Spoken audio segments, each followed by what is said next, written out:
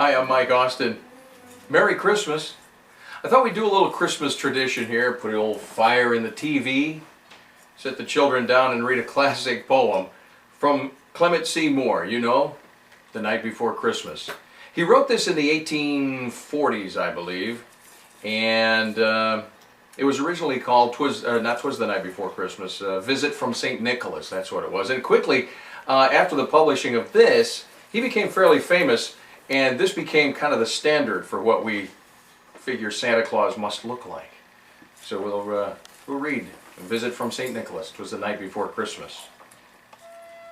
'Twas the night before Christmas, and all through the house not a creature was stirring, not even a mouse.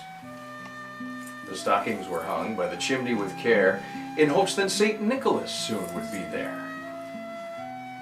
The children were nestled all snug in their beds, while visions of sugar plums danced in their heads. And Mama in her kerchief, and I in my cap, had just settled down for a long winter's nap, when out on the lawn there arose such a clatter, I sprang from my bed to see what was the matter. Away to the window I flew like a flash, tore open the shutters, and threw up the sash. The moon on the breast of the new-fallen snow gave a luster of midday to objects below, when what to my wondering eyes should appear but a miniature sleigh and 8 tiny reindeer, with a little old driver so lively and quick, I knew in a moment it must be Saint Nick. More rapid than eagles, his coursers they came, and he whistled and shouted and called them by name. Now Dasher, now Dancer, now Prancer and Vixen, on Comet, on Cupid, on Donner and Blitzen, to the top of the porch, to the top of the wall, now dash away, dash away, dash away all.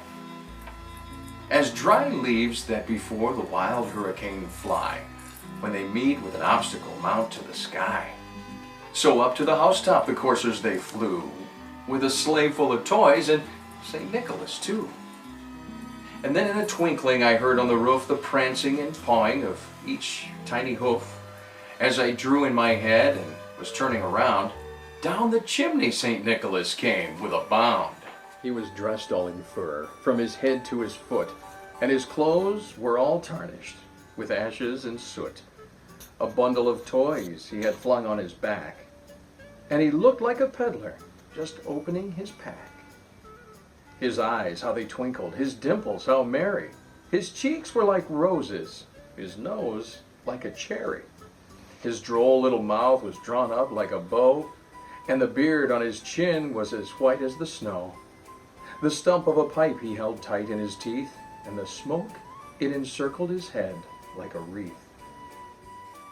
He had a broad face, and a little round belly that shook when he laughed like a bowl full of jelly.